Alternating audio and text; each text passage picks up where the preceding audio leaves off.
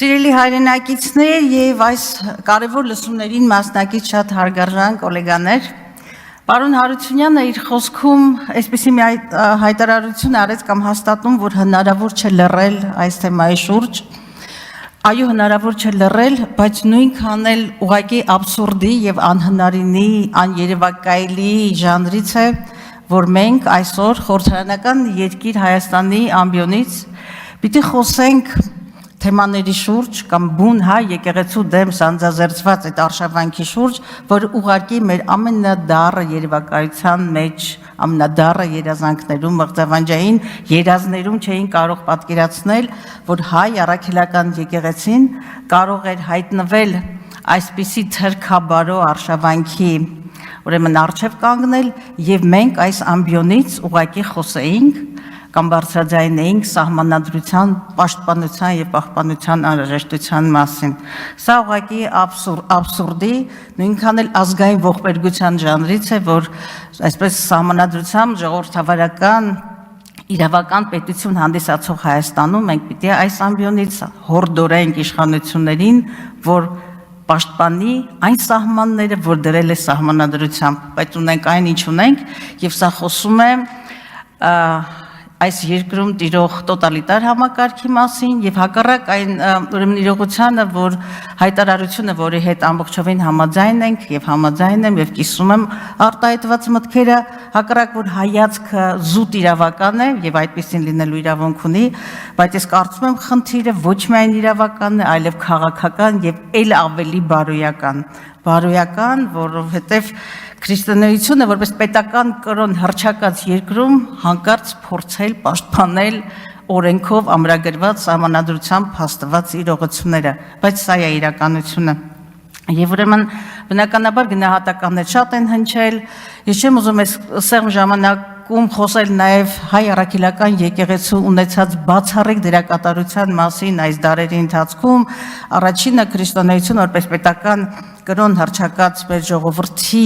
կենսագրության մեջ, պատմության մեջ, քաղաքակրթական ընթացքի մեջ հայ եկեղեցու ունեցած բացառիկ դերակատարության մասին,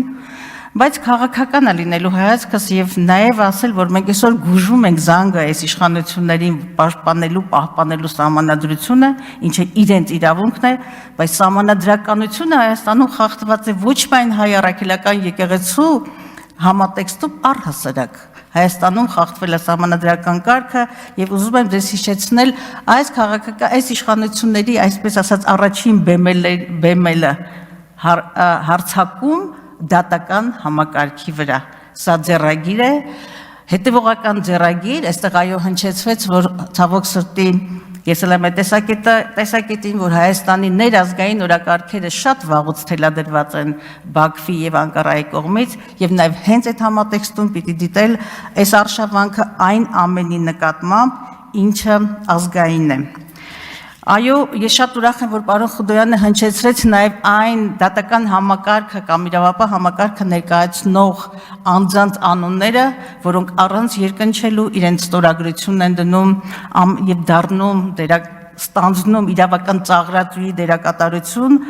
առանց մեկ վայրկյան երկնչելու, որ այդ ստորագրությունը դաջվում է նախ իրենց անձնական կենսագրության ճակատագրի եւ նաեւ իրավապահ ընդհանրապես Հայաստանի իրավապահ համակարգի վրա եւ ընդհանրապես իրավապահ համակարգը դատարանները դարձնել այսպիսի ծաղրանքի առարկա, սա միայն թշնամական ձեռագիր է եւ ուրիշ ոչինչ։ Այո, ցավը հարվածը ներազգային է, բայց նույնքան միջազգային եւ արժեհամակարգային, եւ սա չեմ դիտում ես որպես հարված հայ առաքելական եկեղեցուն սոսկ, այլ հարված նախ եւ առաջ մեր պետականությանը եւ հայ ժողովրդին։ Ես ուզում եմ պատահաբար չի ընտրվել հայ առաքելական եկեղեցին, որտեղ այսօր հայ առաքելական եկեղեցին ամենատոկուն ազգային ինստիտուտն է, հակառակ բոլոր հալածանքներին ամենաբարձր վարկանիշ ունեցողը եւ ես համարձակորեն ասում եմ նաև անստասանելի վարկանիշ ունեցողը։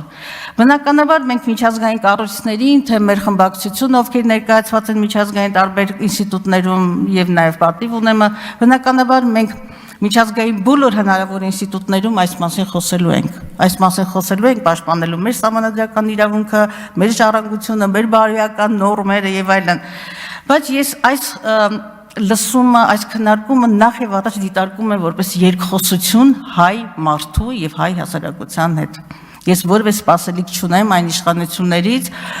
որոնց ձեռագիրը ինձ համար թրքաբարը, մոնղոլաբարո ձեռագիր է, ես իրենցից այլևս սպասելիք չունեմ, բայց ես այս քննարկումը դիտարկում եմ իբրև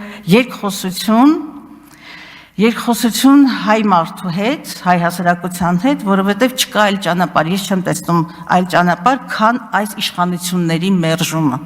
որովհետև ցավոք սրտի, թե նրանց 8-ամյա ձեռագիրը եւ շարունակվող ձեռագիրը, արժե համակարգը եւ այդ ուրախ ավտոբուսը սև լուսամուտներով, որը թույլ չի տալիս նրանց իրականությունը տեսնել, այլ բան չեն հուշում, ուրեմն չկա այլ ճանապարհ, սիրելի հասարակություն, սիրելի հայ մարդ, քան մերժելու այս իշխանությունները եւ վերականգնելու երկրում սահմանադրական կարգը, վերականգնելու բարոյականությունն ու ազգային արժանապատվությունը։ Շնորհակալություն։